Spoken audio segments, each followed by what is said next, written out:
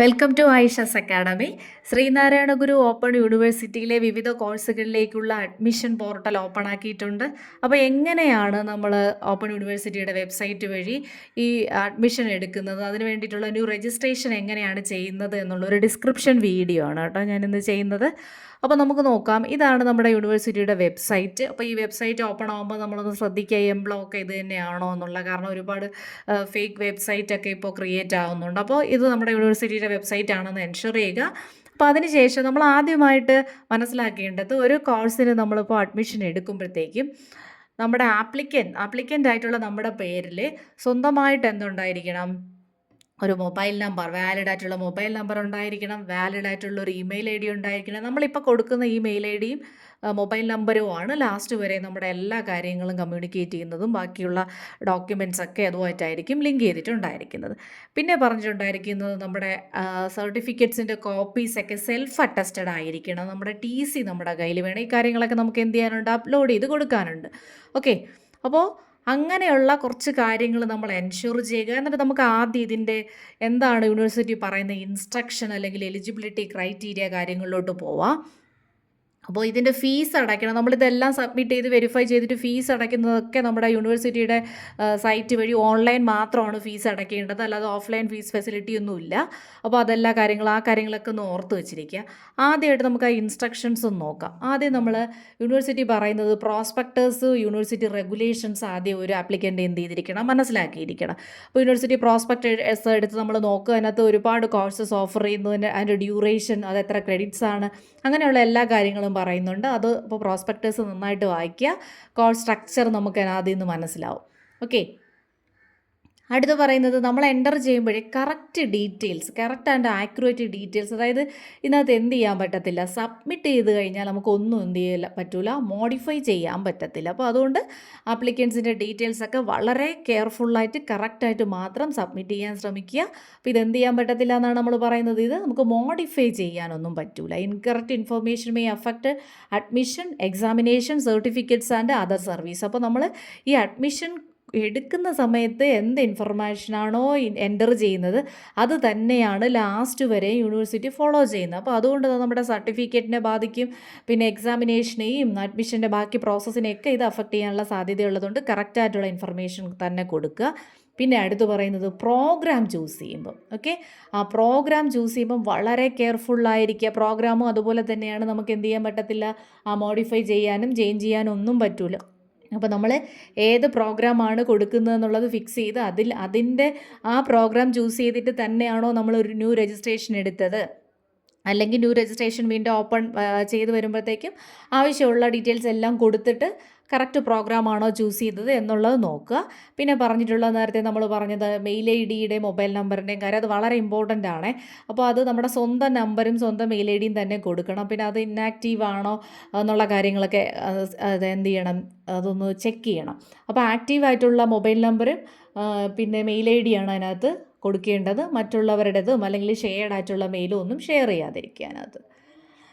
പിന്നെ OTP verification ഉണ്ടാവും. അപ്പോൾ അത് ഈ OTP വെരിഫിക്കേഷൻ്റെ കാര്യങ്ങളൊക്കെ കൊണ്ടാണ് നമ്മുടെ സ്വന്തം ആക്റ്റീവായിട്ടുള്ള നമ്പർ കൊടുക്കാൻ പറയുന്നത് കേട്ടോ. അപ്പോൾ OTP വെരിഫിക്കേഷൻ വരുന്നുണ്ട്.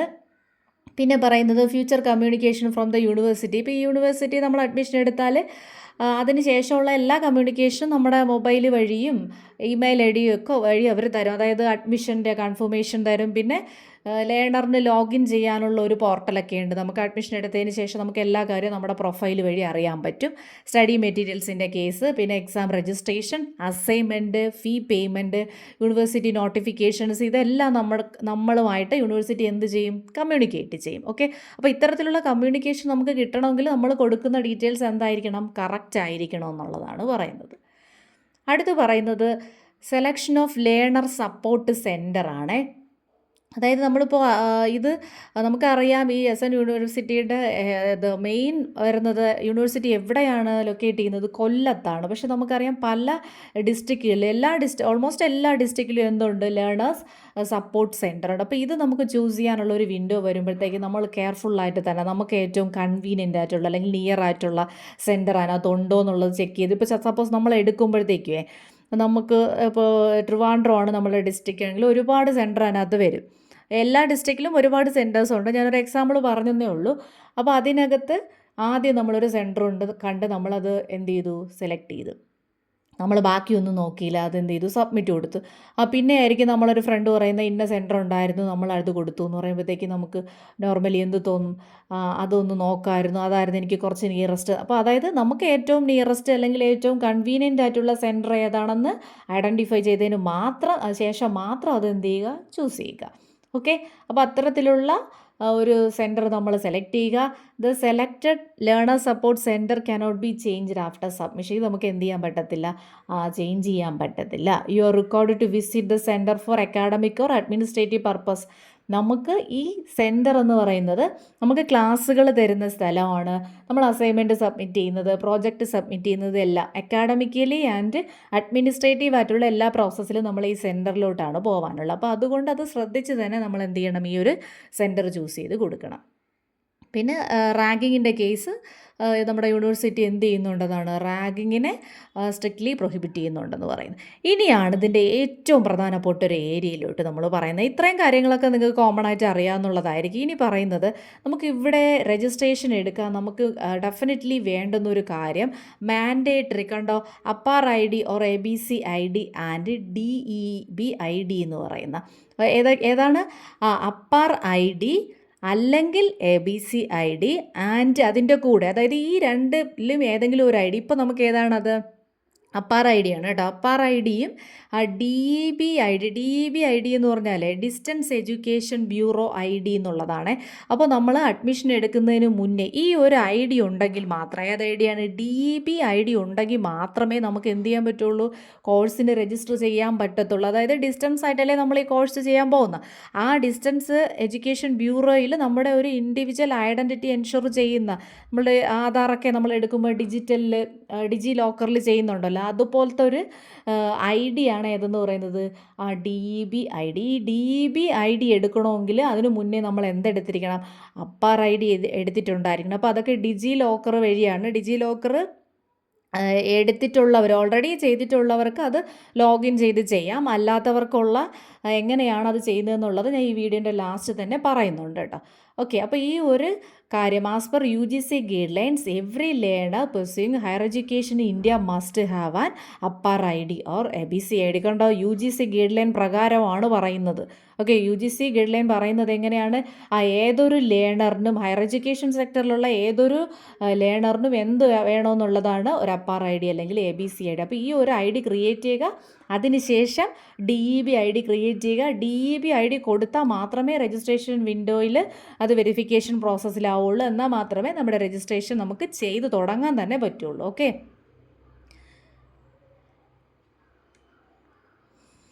ഒക്കെ ഉണ്ട്. അതാണ് പറയുന്നത് DEB ID is mandatory for ODL program എന്ന് പറയുന്നുണ്ട്. ഓപ്പൺ ODL എന്ന് പറഞ്ഞാൽ എന്താണ്, open and distance learning program. അപ്പോൾ നമ്മൾ ഏത് യൂണിവേഴ്സിറ്റിയിലായാലും open and distance learning program registration ചെയ്യുമ്പോഴത്തേക്ക് ഈ DEB അത് വലിയ സംഭവമൊന്നുമല്ല, ജസ്റ്റ് ഓപ്പൺ ആയി വരുമ്പോൾ നമ്മുടെ മൊബൈൽ നമ്പർ, നമ്മുടെ ആധാർ, ബേസിക് ആയിട്ടുള്ള ഇൻഫർമേഷൻ കൊടുക്കുമ്പോൾ തന്നെ നമുക്ക് ID ക്രിയേറ്റ് ആവും. ഓക്കെ, അപ്പോൾ അതിന് ഇമ്പോർട്ടൻ്റ് ആയിട്ടുള്ള ഇൻസ്ട്രക്ഷൻസ് ആണ്. ക്രിയേറ്റിംഗ് DEB IDയുടെ ഇമ്പോർട്ടൻ്റ് ഇൻസ്ട്രക്ഷൻസ് പറയുന്നത്, നമുക്ക് അപ്പാർ ID ഇല്ലെങ്കിൽ ആദ്യം തന്നെ നമ്മൾ അപ്പാർ ID ക്രിയേറ്റ് ചെയ്യുക. അതിനുവേണ്ടി സ്വന്തം മൊബൈൽ നമ്പറും സ്വന്തം ഫോൺ നമ്പറും യൂസ് ചെയ്യുക. എന്നിട്ട് നമ്മുടെ കറക്റ്റ് ആയിട്ടുള്ള പേഴ്സണൽ ആൻഡ് അക്കാഡമിക് ഇൻഫർമേഷൻ അതിനകത്ത് എൻ്റർ ചെയ്ത് കൊടുക്കുക. ഓക്കെ, അപ്പോൾ എന്നിട്ട് നമുക്കത് ലോഗിൻ ചെയ്ത് അത് എന്ത് ചെയ്യാൻ പറ്റും, നമുക്ക് ഇനിയുള്ള ആവശ്യങ്ങൾക്കൊക്കെ അത് യൂസ് ചെയ്യാനും പറ്റും. പിന്നെ the university ERP login credential will be generated using the email registered in the DEB portal. അപ്പോൾ ഇത് നമുക്ക് ആ സൈറ്റിനകത്ത് തന്നെ എന്ത് ചെയ്യാൻ പറ്റും, അവരതിൻ്റെ ലിങ്ക് കൊടുത്തിട്ടുണ്ട്. അതിനകത്ത് തന്നെ നമുക്ക് എന്ത് ചെയ്യാൻ പറ്റും, ഇത് രജിസ്റ്റർ ചെയ്യാൻ പറ്റും. അല്ലാതെയും നമുക്ക് ഇൻഡിവിജ്വലായിട്ട് ഗൂഗിൾ വഴി നമ്മുടെ DEBയുടെ അതിൻ്റെ വെബ്സൈറ്റൊക്കെ ഞാൻ എൻ്റെ ലാസ്റ്റ് പറയുന്നുണ്ട് കേട്ടോ. അങ്ങനെ രജിസ്റ്റർ ചെയ്തും ഇത് ചെയ്യാവുന്നതാണ്. പിന്നെ correction of DEB, if any mistake exist in DEB registration details update dum using. അപ്പോൾ നമുക്ക് ഇൻ കേസ് അങ്ങനെ DEB രജിസ്ട്രേഷനിൽ എന്തെങ്കിലും ഒരു മിസ്റ്റേക്ക് വന്നിട്ടുണ്ടെങ്കിൽ കണ്ടോ, അതാണ് നമ്മുടെ സൈറ്റിൽ തന്നെ കൊടുത്തിട്ടുണ്ട്, ഒരു ലിങ്ക് കൊടുത്തിട്ടുണ്ട്. ഈ ലിങ്ക് വഴി നമുക്ക് എന്ത് ചെയ്യാൻ പറ്റും, ഇൻഫർമേഷൻസ് അപ്ഡേറ്റ് ചെയ്ത് കൊടുക്കാൻ പറ്റും. കണ്ടോ, അടുത്ത് പറയുന്നത് ട്രാൻസ്ഫർ സർട്ടിഫിക്കറ്റ്. നമ്മുടെ TC അതിനകത്ത് എന്ത് ചെയ്യേണ്ടി വരും, നമുക്ക് ഈ ആപ്ലിക്കേഷനിൽ TC അപ്ലോഡ് ചെയ്യേണ്ടി വരും കേട്ടോ.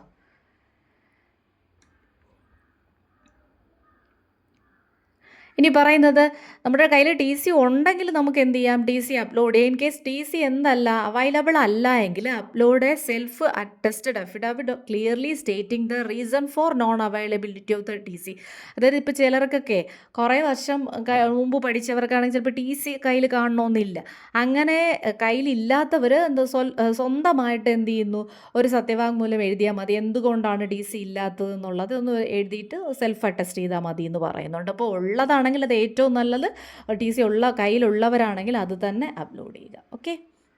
പിന്നെ പറയുന്നത് ഇ ഗ്രാൻസ് കിട്ടുന്ന സ്റ്റുഡൻസിന് വേണ്ടിയിട്ടുള്ളതാണ്. അപ്പോൾ ഇ ഗ്രാൻസ് അവൈലബിൾ ആകാൻ എലിജിബിൾ ആയിട്ടുള്ള കമ്മ്യൂണിറ്റിയാണ് നിങ്ങളെങ്കിൽ നിങ്ങൾ നിങ്ങളുടെ അക്കൗണ്ട് ഡീറ്റെയിൽസ് അതിനകത്ത് കൊടുക്കേണ്ടി വരും. അതിനകത്ത് സ്പെസിഫിക് ആയിട്ട് പറയുന്നത് സീറോ ബാലൻസ് അക്കൗണ്ടാണ് നിങ്ങൾ എന്ത് ചെയ്യുന്നത്, ആധാർ ലിങ്ക് ചെയ്തിട്ടുള്ള ഒരു സീറോ ബാലൻസ് അക്കൗണ്ട് ഡീറ്റെയിൽസ് ആയിരിക്കും അതിനകത്ത് കൊടുക്കേണ്ടത്. പാൻ ലിങ്ക്ഡ് ആയിരിക്കണം അക്കൗണ്ടിൽ.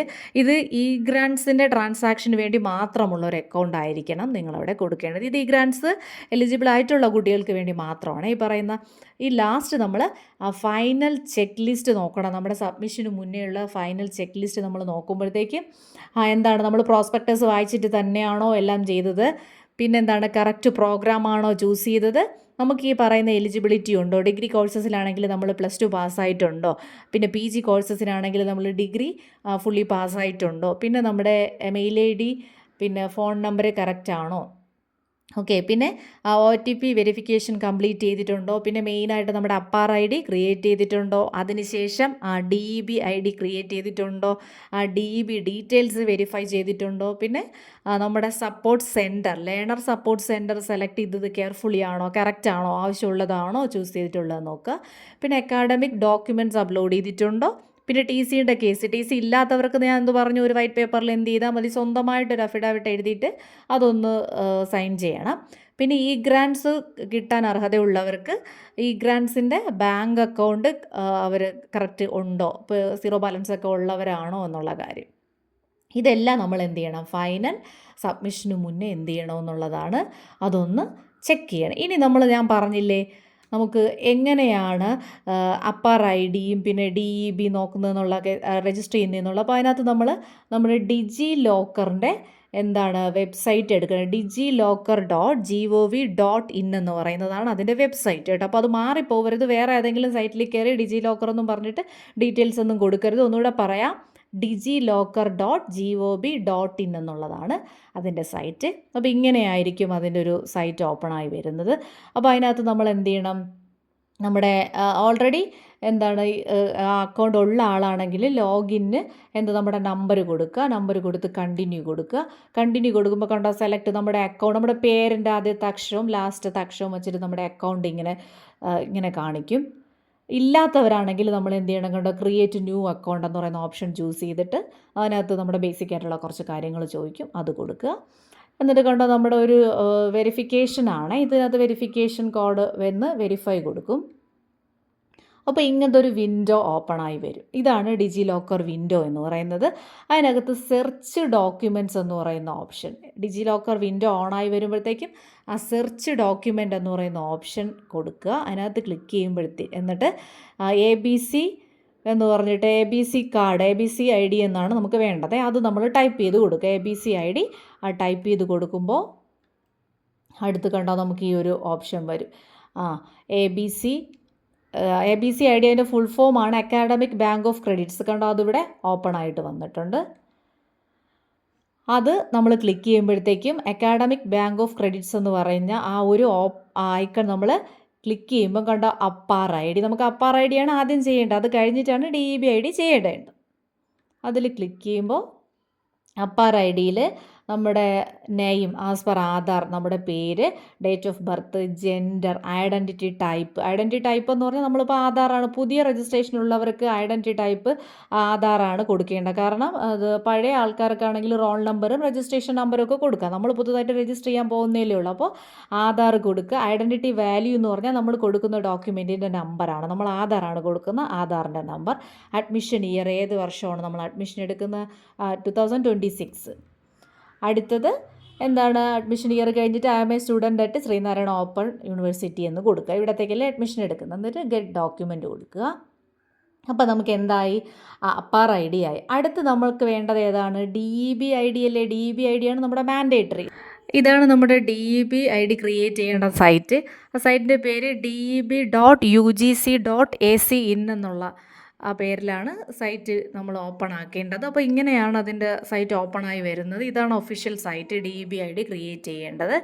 അപ്പോൾ അതിനകത്ത് നമ്മൾ D B I D create ചെയ്യേണ്ട ഒരു സ്ക്രീൻ വരും. അതിനകത്ത് നമ്മൾ കൊടുക്കേണ്ട ആദ്യം നമുക്ക് കണ്ടോ, അതിൻ്റെ ആദ്യത്തെ option A B C I D ആണ്. അപ്പോൾ A B C I D ചെയ്താൽ മാത്രമേ നമുക്ക് ഡി ബി ഐ ഡി കിട്ടൂ. അതായത് distance education bureau I D.